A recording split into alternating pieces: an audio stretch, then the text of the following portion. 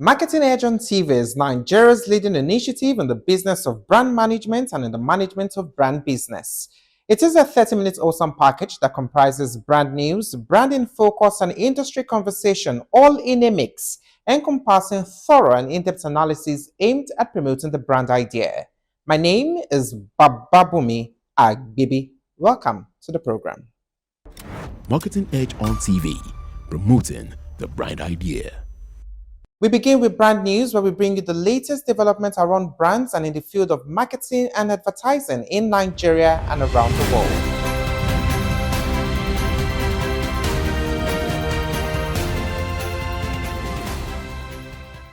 The Nigerian bottling company has commissioned 3 new production lines in Oyo and Kano states, reinforcing the Coca-Cola system's $1 billion investment commitment to Nigeria. Notably, the expansion includes 2 advanced bottling lines at the Ashejiri plant and 1 at the Chalawa facility, boosting local manufacturing capacity and operational efficiency. Furthermore, Managing Director Gurun Sladik said the investment reflects the company's long-term confidence in Nigeria and its commitment to supporting economic growth. Equally, Minister of State for Industry John Eno described the expansion as a strong vote of confidence in Nigeria's industrial future and local manufacturing sector. The Nigerian Institute of Public Relations has inducted 415 new members, urging them to become champions of ethical communication and positive national values. Speaking at the induction ceremony in Abuja, NIPR President Dr. Ike Neliako charged the new professionals to reject negative narratives about Nigeria and instead promote trust, unity, and responsible leadership. Meanwhile, the event featured discussions on the 2026 Edelman Trust Barometer, where experts stressed that trust has become the foundation of effective leadership and organizational success. In addition, they urged communication professionals to build credibility through transparency, accountability, and authentic engagement, while helping strengthen Nigeria's reputation at home and abroad. The Out-of-Home Advertising Association of Nigeria has announced that its 41st annual general meeting will hold from August 6 to 8 in Abeokuta, Ogun State. Themed Out-of-Home Media in Political Campaign Season, Policies, Politics and Fair Practice. The gathering will examine ethical standards, industry regulations and responsible advertising ahead of Nigeria's next political campaign season. Against this backdrop, OAN President Shola Akinshiku described the AGM as an important platform for transparency, accountability, and collective decision-making within the association. Furthermore, he urged members to participate actively, expressing confidence that the meeting will strengthen collaboration, shape industry policies, and support the sustainable growth of Nigeria's out-of-home advertising sector. Marketing Edge on TV, promoting the brand idea. Next is branding focus after this break. Every day, millions of Nigerians walk past your next customer. The question is, can they see you? Nimbus Media puts your brand exactly where Nigeria is already looking. High-impact digital screens inside shopping malls, supermarkets, gyms, and the busiest locations across Nigeria. From billboards to brand activations, we make sure you show up and show up boldly. We've helped brands launch, grow, and become the name people remember in the moments that matter the most. Your audience is already out there. It's time they found you. Nimbus Media. Visibility. Done right. Book your campaign today at nimbus.com.ng. Marketing Edge on TV, promoting the brand idea.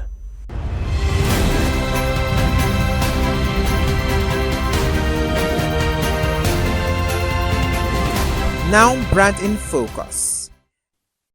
As AI reshapes marketing, consumers are taking the lead. While 70% welcome AI for convenience and personalized offers, many express unease when automation feels too intrusive. Younger audiences in particular demand authenticity and cultural relevance, showing skepticism towards AI-only campaigns. Experts say the future lies in a hybrid approach where AI handles speed and skill, while humans ensure creativity, emotion, and local context. This means that in markets like Nigeria, Brands that balance technology with human insight stand to gain trust and engagement as consumers want innovation that feels personal without invading privacy. Marketing Edge on TV, promoting the brand idea. That was Branding Focus. Next is Industry Conversation, where we discuss with industry thought leaders who have distinguished themselves and have made tremendous impact in their chosen field. Today, my guest is the founder and chief executive officer, Rubelite Beauty Global, Dr. Omobolaji Mogaji. Join us after this break. Every day, millions of Nigerians walk past your next customer. The question is, can they see you? Nimbus Media puts your brand exactly where Nigeria is already looking. High-impact digital screens inside shopping malls, supermarkets, gyms, and the busiest locations across Nigeria. From billboards to brand activations, we make sure you show up and show up boldly. We've helped brands launch, grow, and become the name people remember in the moments that matter the most. Your audience is already out there. It's time they found you. Nimbus Media. Visibility. Done right. Book your campaign today at nimbus.com.ng. Marketing Edge on TV, promoting the brand idea.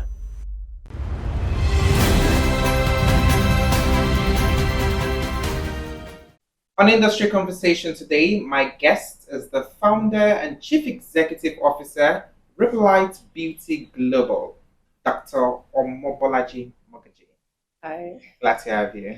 nice to meet you. Thank you. Now let's get straight into beauty and cosmetics. How would you assess the Nigerian cosmetics market today? Is it rapidly growing or it's just evolving? Okay, so I'll start with a quick introduction. My name is Dr. Omobolaji Mogaji, and I'm the founder of Rubella Beauty Global. Rubella Beauty Global is Africa's lifestyle and beauty company that is focused in creating high quality products. We started off as creating two beauty makeup products, but then we've spanned into hair, beauty education, building experiences among women.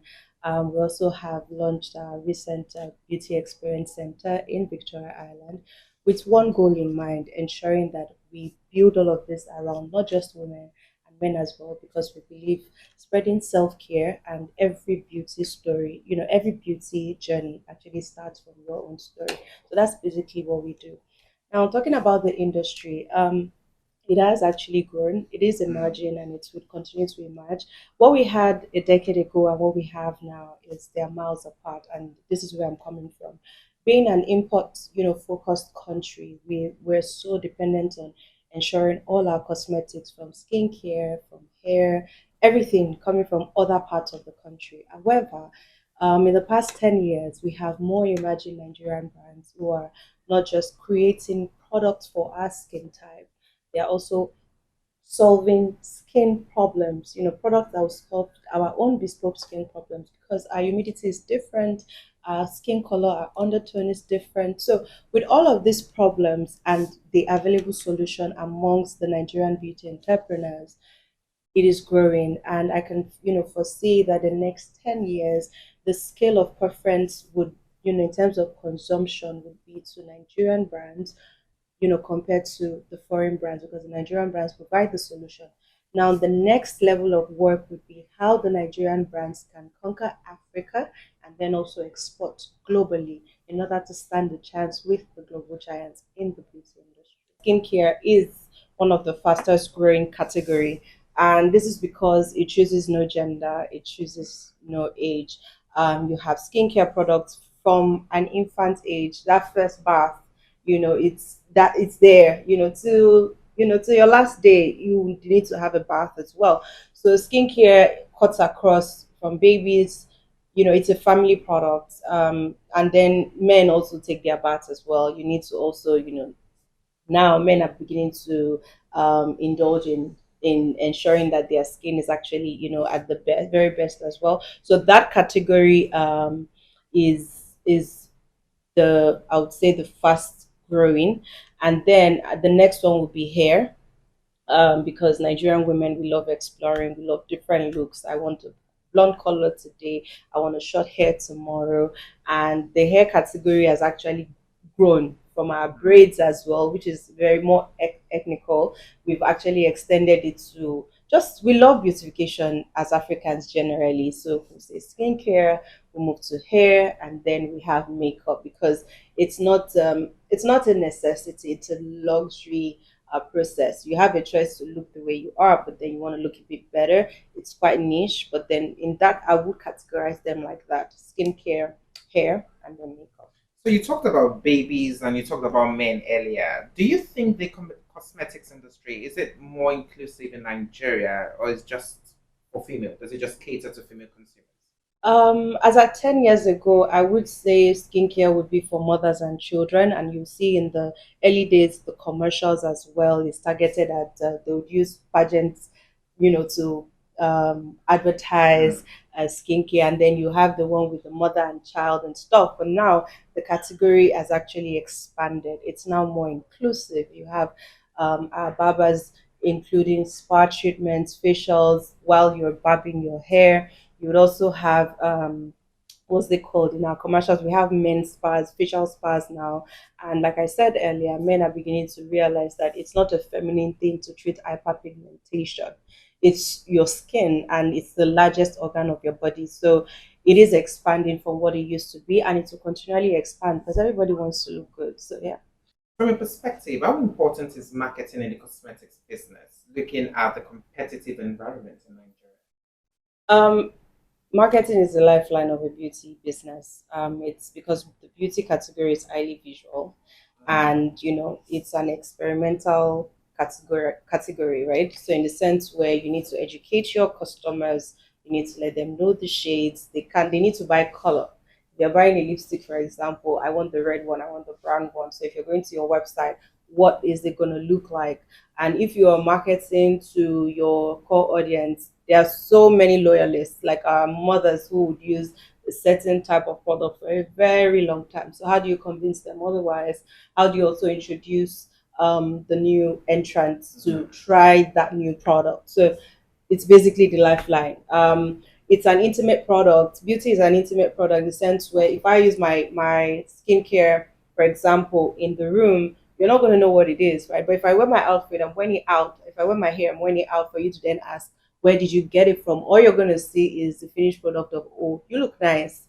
You know, that's why it's very important for brands to always educate. So if as little as lashes might be, it comes in different variants, it comes in different styles, it comes in different qualities. So when we're marketing, we're 80% of the time we're educating. We're teaching you how to wear it. We're telling you the different types of hair that is being used to creating it, letting you know how. That's why my frequent visits to my manufacturing country, which is China, is very important to the lifeline of my own business. So I'm letting my customers and consumers know I am ethically producing this thing in a very good environment, is science backed, is science driven. We're trying to see how we can make every ingredient better. So in my own case, I'm integrating skincare in makeup, which actually started this whole thing at the end of the day. So, what's my marketing strategy when I'm telling and educating my customers and letting them know that this product is an hybrid product, right?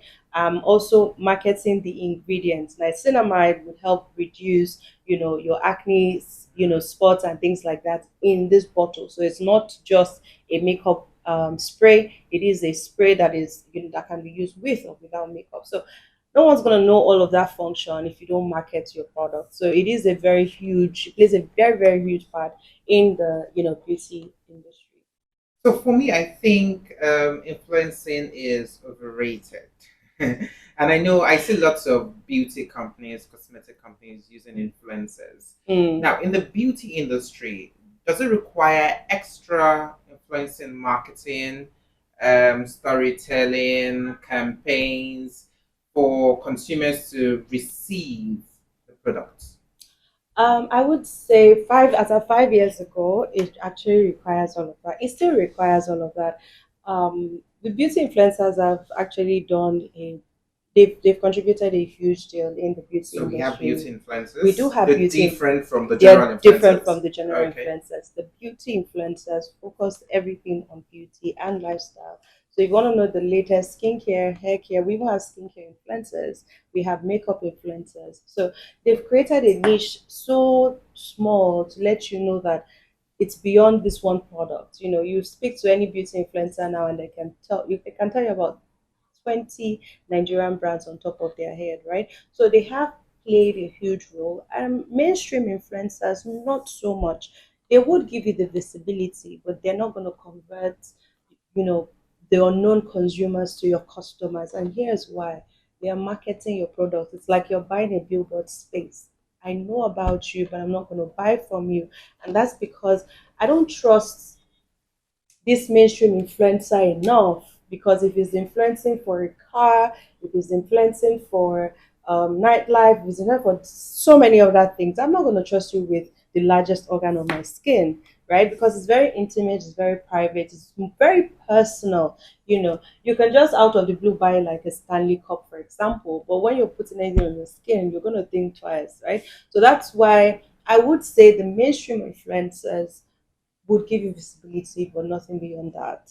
While the niche influencers, the makeup influencers, the skincare influencers, even the family influencers can help, move it a step further. However, in recent times, we've realized that the UGC influencers are actually doing more work because we're in the era of building communities, right? So gone are the days where people buy and sell. Now we build communities. And for us, at the Ribelite Beauty Circle, those are our people, they are our germs. Before community became a thing, when I used to be like the forefront of the brand, then I'm like, hi, my Ribelite germs, hi, my Ribelite germs. And now it has grown to like a full beauty circle. They are our people. When we have our monthly events, they are there, they are ready, because we didn't see them as a customer, we saw them as a part of us. When we develop our product, they are part of the process. When we want to do the next step, they are part of the process. So our UGC creators, fantastic. Even our customers are UGC creators as well. So that's what marketing has become now. It is now a door to door. It's gone back, to where it started. It's now a door to door conversation, but the only difference is now done on a platform. So, and once you have one winner, that one person brings in as many people as possible. So that's basically what I'll say. So I still want to stay with influencers. As a founder and a CEO of a beauty brand, how do you identify a beauty influencer that's going to give you figures, going to give you results? How do you identify? Okay, with my background in marketing, I think one thing, I have over a decade of background in marketing. I think that also helped my brand as well, and understanding the right kind of brand strategy to utilize with little or no budget, marketing budget. So influencing is one thing, but that's just one tool. You can't say a car would move because it's a car, right? You require a car and you still need to put fuel, you still need to pump your tires, you still need in order to actually move. There are so many parts. Influencing is just one part of it. Um, if I were to run a campaign, I've developed the product, I'm going to come up with a concept. I'm not just going to give the product to the influencer and say, oh, market it for me. No. And they will be part of my campaign, create this video based on this guideline, or I can give you creative freedom to create it, but you have an idea of what the theme is. That being said, I would then use that content and and then focus on my ads, knowing the right places to, disseminate that ad. Also, I'm not going to, as a marketing, um, professional, I'm not going to say my job begins and ends with one influencer. They are just part of the car in order to get us to that destination. So if anybody thinks that, you're just wasting your money, and you need to find the influencer that works for you. That's why I said, because they are popular doesn't mean they are the right person for you, and now more than ever, where budgets are very like this tiny, you need to know how to strategically work with people who are ready to work aligned with your vision, and then monitor them as well. Not because they are viral on mainstream blogs, monitor their growth. You would even be surprised they are using your product even before you found them. You might even, realize that, oh, if you have sunscreen, for example, and they're using a particular sunscreen all the time in their videos naturally, and you create a sunscreen, that's the right person for you, because the minute it's good, you know that beyond that one video, that is the one product they'll be using for a very long time, So yeah. Compared with global beauty brands, how would you rate the growth, the competitiveness, the creativity of the Nigerian cosmetic industry in Nigeria? Okay, I would start by saying Nigerians have one of the most creative beauty markets, from the vendor side, from the service providers to the manufacturers. We have one of the best. And that's why you see things like the Lagos airline becoming like a global trend. How we install our frontals, how we put our blush, how we create that standard. We don't follow, what the global standard is like. So what am I saying in essence? We've gotten to the point where we don't we're not copy and pasting, we are creating, right? And from there, we would get to the point where, global brands are seeing. And before, they didn't care about launching their products in Nigeria. You have the likes of Fenty Beauty coming to Nigeria to come have a party. They are coming because they know there is a market here. 10 years ago, they didn't care. So, what am I saying in essence? Our creators, our beauty influencers, our beauty creators, our makeup artists, our hairstylists, our Nigerian skincare manufacturers, and Nigerian makeup manufacturers are all contributing to an ecosystem that is growing. Now, what does that ecosystem require in order to compete globally? The recognition and the support of the government or large bodies that can believe that our economy is currently a $3 billion economy at the moment. So what will we then do when it's not just regularized, but then you are impacting and even giving grants and loans? You go to the bank and then you talk about your business. The minute you say it's a beauty business, they look at you like, I'm not sure. But the minute another person goes in and say, "Oh, I'm a real estate developer. Oh, here's the site. Just sign." That kind of mindset shift. We're not saying, "Oh, we're waiting for funding from the government," but a bit of sensitization from the financial sector to let them know that this industry is emerging and emerging rather quickly. How are they going to help easy to get to that level where we're able to compete on a global level? So that's basically where we are now. What challenges are the operators in the beauty industry facing presently in Nigeria? Okay. The exchange rate is a thing. I would also say that as a manufacturer as well, there's been a bit of stability. I'm not going to turn a blind eye to it. It's been stable 1.3, 1.4 for the past 6 months. Like last year, 2 years ago was basically bonkers. If you could survive those 2 years, you could survive anything, right? But it's been stable, and big ups to the government on how they are doing. I don't know how it's been done, but they are doing that, which has been helping manufacturers. So if you're producing at 1 naira, and you want to sell at 5 naira, it's still it's going to be like that. Beyond the exchange rate, the high importation cost, I know they're subsidizing certain things. However, we still need to import ingredients. If I want to create a shea butter oil, for example, I know the shea butter not exist here. However, the packaging doesn't exist, the labeling doesn't exist. Every other component I require to make the shea oil being processed, the machine has to be imported as well. So all of those things, the import cost is a lot. And then the what's it called, the increased cost of doing business. If you're manufacturing, there's power issues. There are so many, we can go on and on. But more importantly, in the midst of all of these challenges, we're making it work. But how can we make it better? We can make it better by sensitizing the financial sector to create some lineup of funding in order to more like a cushion, so that where we're supposed to get to in 5 years, we get it in one, basically. So yeah. So you agree with me that globally, beauty products they represent confidence, identity, and expression for many people. So how do you see this evolution shaping consumer behavior in Nigeria? Is it a thing in Nigeria that beauty products would represent my identity, would build my confidence? Okay. So one thing I would say, First of all, that's a misconception, and this is why I say so. Beauty has been one thing that has been part of our heritage since the early centuries, right? If the Olorites then will beautify their hairs with beads, we have different hairstyles. There's Koroba, there's this, there's that. And then from there we upgraded to Tiro.